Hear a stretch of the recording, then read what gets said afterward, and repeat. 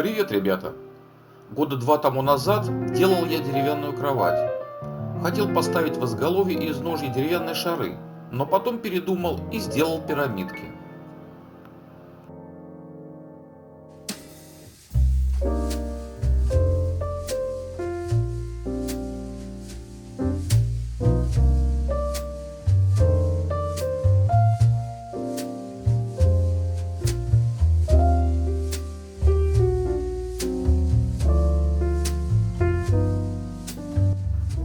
Сегодня я хочу показать вам простой способ изготовления деревянных шаров без токарного станка. Этот способ я подсмотрел на одном столярном канале, ссылку на который вы найдете в описании к этому ролику.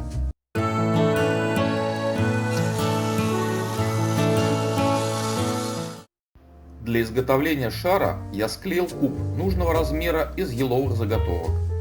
Затем отпилил углы и острые края, придав кубу более округлую форму. Таких кубиков я сделал 4 штуки.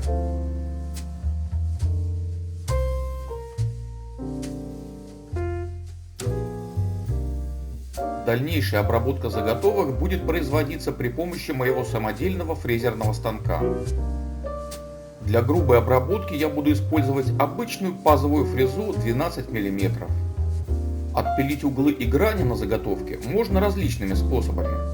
Например, на циркулярном станке или на ленточной пиле.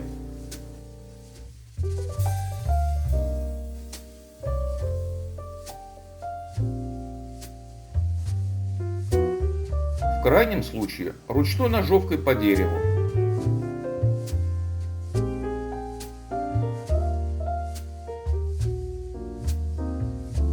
При наличии ленточно-пильного станка быстрее и проще сделать такую работу именно на нем.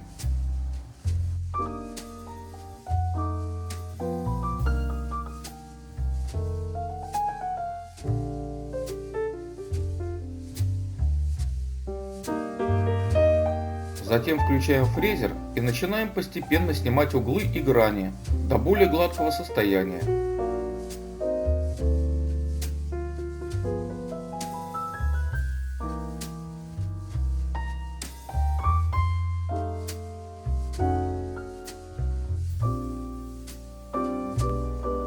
При работе с заготовкой будьте внимательны и осторожны. Соблюдайте технику безопасности.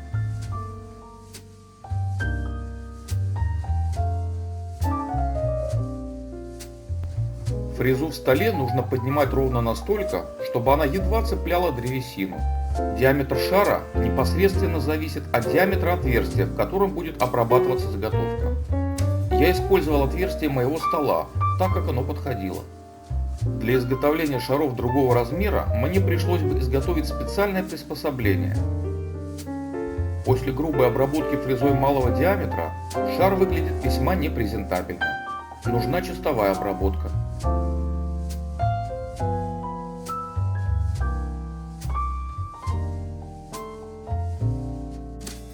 Поэтому я меняю тонкую фрезу на более широкую, с верхними режущими кромками.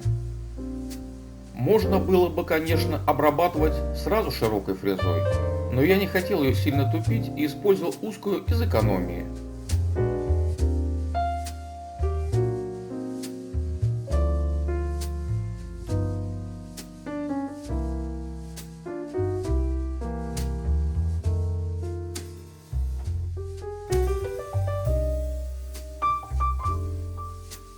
Прямо на глазах за считанные минуты шар приобретает желаемую форму.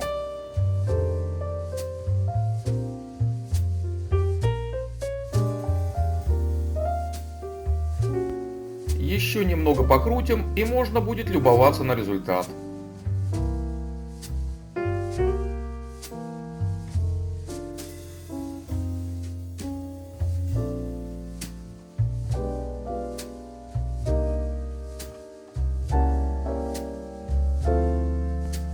Результат отличный!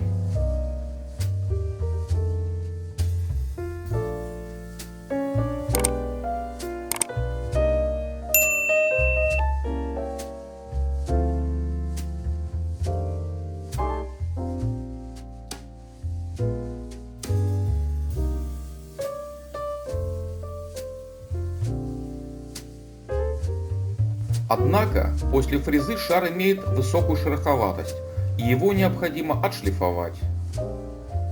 Как это сделать, смотрите на канале мастера, у которого я заимствовал данный метод. Ссылка будет в описании.